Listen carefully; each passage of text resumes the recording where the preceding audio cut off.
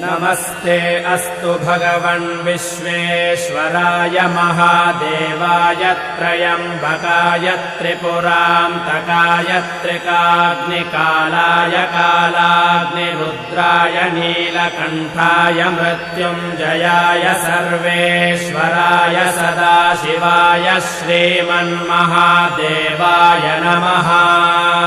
పౌర్ణమి రోజు తప్పకుండా అందరూ ఒక ప్రత్యేకమైన కథ వినాలి.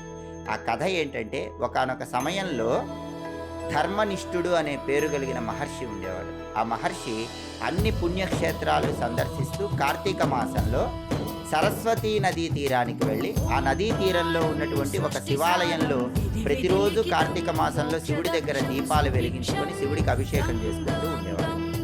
కార్తీక పౌర్ణమి రోజు శివుడికి అభిషేకం చేశాక ఆ మహర్షి శివాలయ ప్రాంగణంలో దీపాలు వెలిగిస్తే అనుకోకుండా చాలా కాలం నుంచి ఆ శివాలయ ప్రాంగణంలో సంచరించే ఎలుక ఒకటి వచ్చి ఆ దీపాలలో ఒక దీపం కొండెక్కితే ఆ కొండెక్కిన దీపంలో ఉన్న ఆవు నెయ్యి తినేస్తుంది. ఆ తర్వాత ఇంకొక దీపంలో ఒత్తి ఉంటే ఆ ఒత్తి కింద ఉన్న ఆవు నెయ్యి కూడా తినాలని చెప్పి వెళ్ళి కొండెక్కటానికి సిద్ధంగా ఉన్న దీపంలో నాలుక పెడుతుంది. వెంటనే అనుకోకుండా ఆ ఒత్తి పైకి లేచి ఒత్తి బాగా వెలుగుతుంది.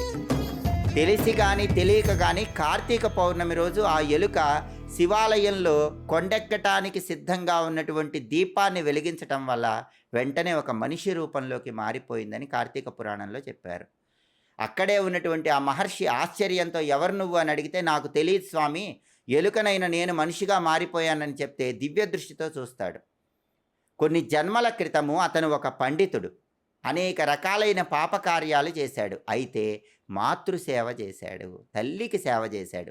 ఎన్నో పాపాలు చేయటం వల్ల ఎన్నో జన్మలెత్తి ఎలుకగా మారి చివరికి ఒక జన్మలో తల్లికి సేవ చేయటం వల్ల కార్తీక పౌర్ణమి రోజు ఎలుక రూపంలో పొరపాటున కొండెక్కిన దీపాన్ని వెలిగించాడు. దానివల్ల మానవ రూపం వచ్చిందని దివ్య దృష్టితో ఆ మహర్షి చూస్తాడు.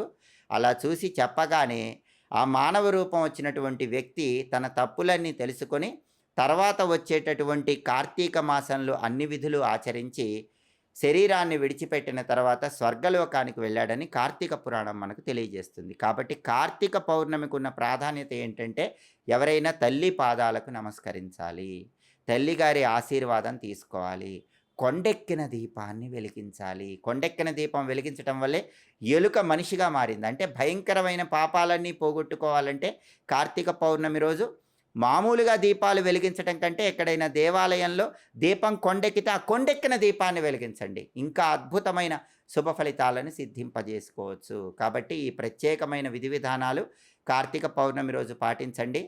సంపూర్ణంగా జన్మాంతర పాపాలన్నీ తొలగింపజేసుకొని సమస్త శుభాలను సిద్ధింపజేసుకోండి.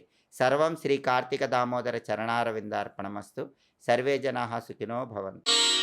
ప్రభుం ప్రాణనాథం విభుం విశ్వనాథం జగన్నాథనాథం సదానందభాజం భవద్భవ్యభూతేశ్వరం భూతనా శివ శివ శంకర